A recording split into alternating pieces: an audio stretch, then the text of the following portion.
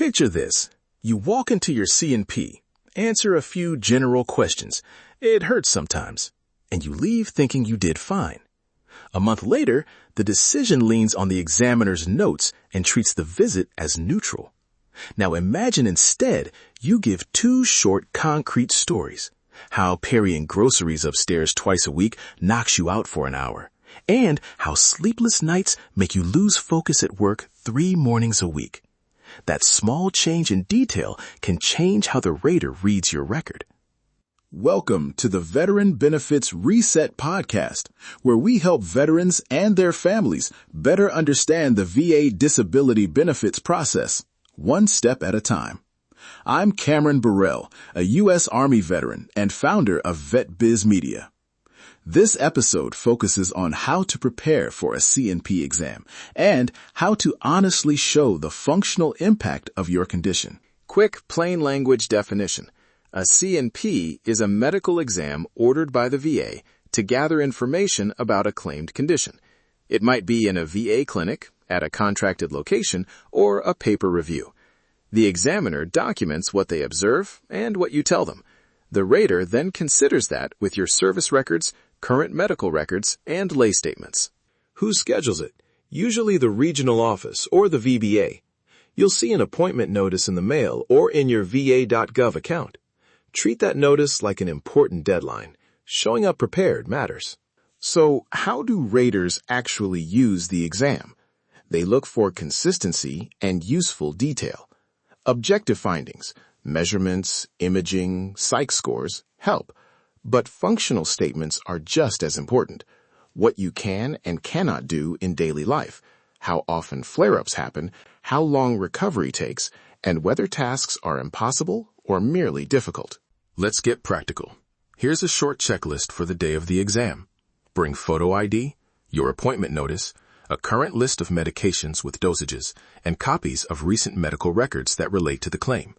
Bring the mobility aids or supports you actually use, cane, brace, shoe insert, because examiners should note them. Also, bring a one-page sheet with 2 or 3 concise examples of how the condition shows up in a normal week. Not to rehearse a script, just to keep your answers consistent when nerves hit.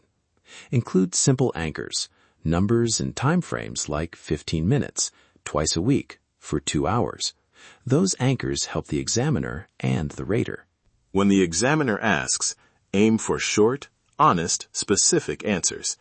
Don't guess about medical causes. Say, I don't know, if you're unsure. But for function, use concrete verbs. I cannot, I avoid, I stop after.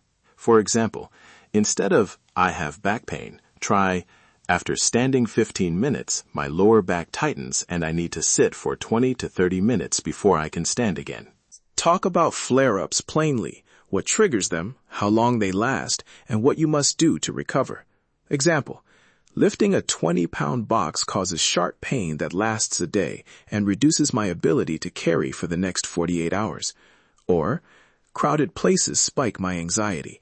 I leave after about 30 minutes and need the rest of the day to decompress. Frequency matters. Say how often it happens. Now let me give you 2 short modeled answers so you can hear the difference. Physical. I can't lift more than 10 pounds without sharp shoulder pain. If I lift a 15-pound bag, I wake up in pain for 2 nights and can't reach above shoulder level for a day. Mental. I lose focus after about 20 minutes of reading. At work, I reread emails 2 or 3 times and miss small details, which slows my productivity. Phrasing tips packed tight. Use active language, give time thresholds, state recovery needs, and keep examples tied to daily activities. Merge your medical language with plain function. If your provider used specific terms, you can reference them, but always link diagnosis to what you actually do or can't do. Common mistakes to avoid: minimizing out of pride, giving answers that contradict past records, or trying to memorize dramatic stories. Minimizing can make a real problem look minor. Inconsistency creates doubt. It's normal to feel nervous. This isn't about catching you out. It's about getting the record right. Right after the exam, ask how to get a copy of the report. and note the examiner's name and clinic if you can. You can request the report through VA channels or ask an accredited representative for help.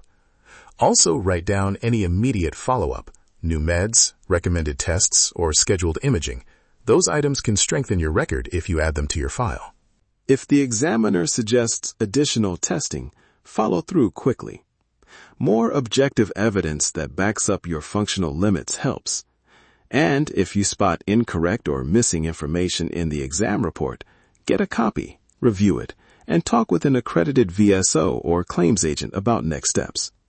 We're offering education here, not legal advice, but getting and checking that report is a concrete first move. Before we close, here's one practical action to take this week.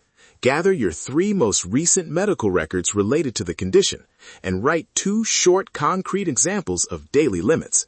Keep each example to 1 or 2 sentences with timing, frequency, and the specific activity.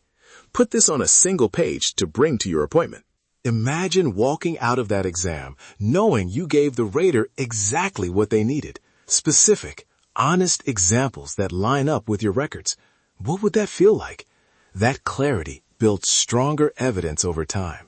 Recap in plain terms. A C&P documents findings and function. Exam notes are weighed with your records.